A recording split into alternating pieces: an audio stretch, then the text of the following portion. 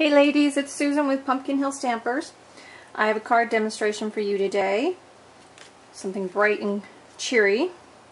We're going to be using the stamp set Tranquil Tulips, which is a hostess set from the 2017 catalog. And I'm also tying it in with the So Many Shells stamp set, which is full of great expressions. So here's the Tranquil Tulips, two-step set. And then here's the So Many Shells, and there's some great expressions to be used even if you didn't want to do shells, and they are bigger than what they look like on the front, as you can see.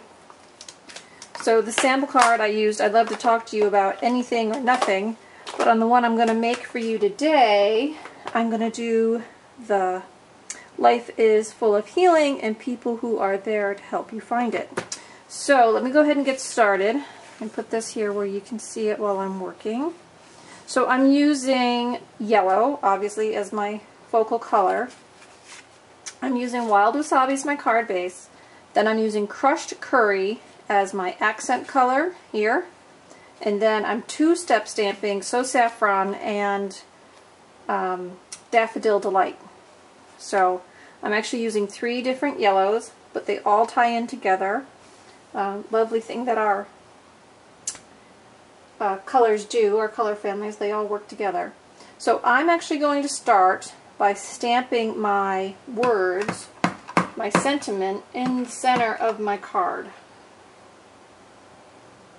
And I'm doing that because it is a little bit difficult to guess how far up to stamp those tulips, but if you put your focal point on first, then you can stamp to it.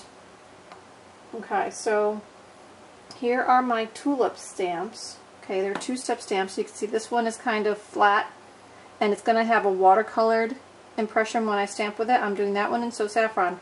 And then this is the two-step. It adds the detail over the top for the petals, and I'm doing that one in Daffodil Delight. So I'm going to stamp those two first.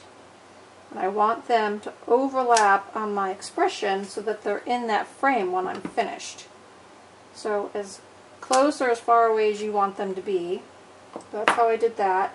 And I can go ahead and add my two-step over the top. See how it just adds a little dimension to that flower? Okay, then from here I'm adding my leaves next. My stems and my leaves, and I'm stamping in Wild Wasabi. And I'm going to line up this stem with the base of my flower, and I can see through my photopolymer set here, so I can get it right there at the bottom. Do the same thing up here. Okay. Now that I've got those stems on there, I'm going to go ahead and stamp my smaller tulips.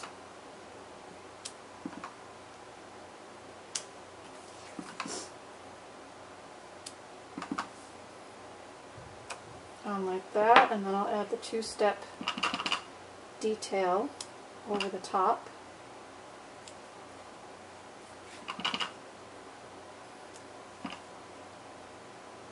See how that all pops together? Okay. And then I can go ahead and add some stems for more detail in here. So, however many you want to add, I've got some options in the set. And you could ink or not re-ink to get different shading of those leaves in there. Okay, so there we go on that. So now I have a piece of Crushed Curry, okay, and we're going to take the framelets and cut the square out of the center of it. So I've done that. So here's my Crushed Curry, and see, I'm using my stitched framelets. And I've just cut a square right out of the center to get that frame. So I used 2 framelets together at the same time. Just want to position those on your Big Shot when you run them through. Try to get equal framing on them. But when you're done, you'll end up with a stitched square, which will be the frame over the top. And you'll have this piece, which we're going to cover up with that piece, and the receiver of your card will never know that you stole that square out of the center.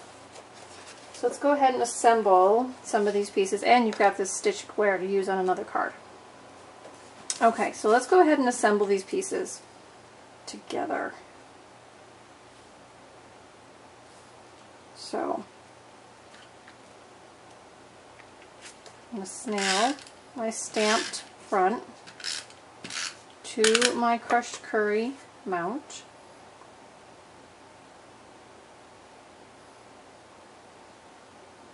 Just like so.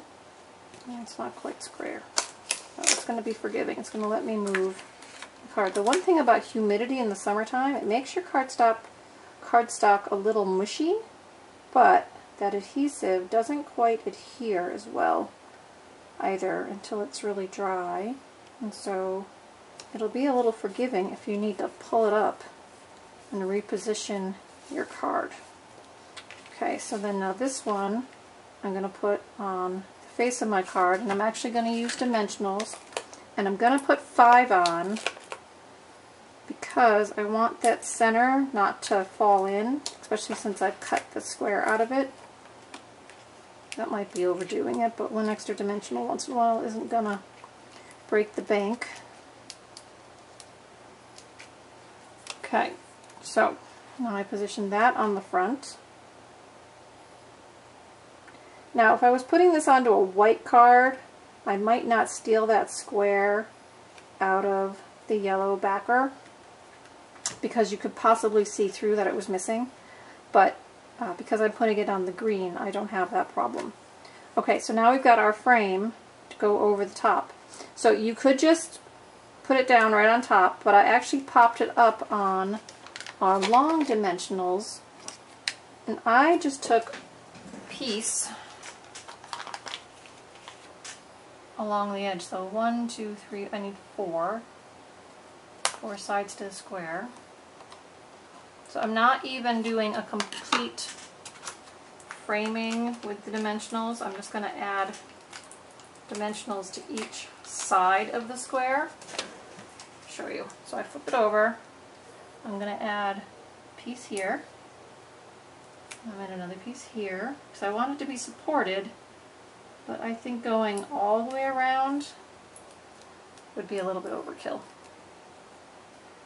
So another way you could do this is if you had extra cardstock, you could cut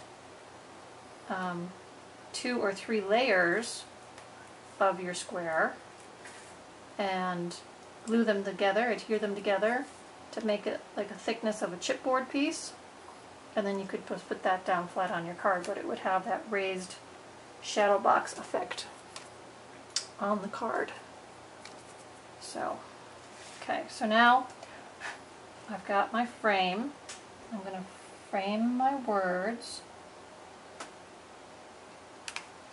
Okay, and then I'm just going to add a little bling with rhinestones.